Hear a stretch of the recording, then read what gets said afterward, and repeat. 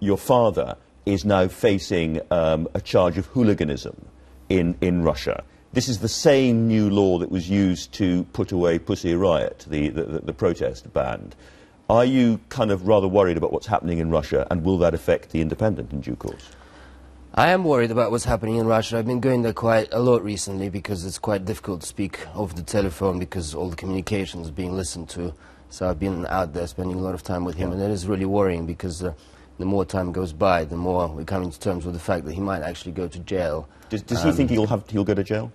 He thinks he probably will, and what's worse, we also believe that there's been a contract taken out on his head in case he does go to jail. Really? There's some sinister elements that he's crossed in the past with his anti-corruption campaign. So he'd be attacked in jail if he... Yes, which is an easy place to be for somebody to be taken out. So, it's terrifying. very concerning. That's terrifying, and of course the newspapers in this country, and the Independent in particular, depend on money coming from Russia. So is there a risk that, frankly, the tap will have to be turned off?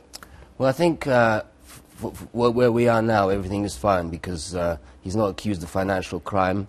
What he did was wrong, and he regrets doing it. But he whacked somebody on a TV show. Yes. We should explain. Yes, absolutely. Yes. It doesn't happen on the Andrew show. The reason why I haven't explained, because it's the only thing that now he's well known for, and that's very unfortunate because I think he's done so many great things in the past, and it's just very unfortunate that what he's known for is this silly punch on television.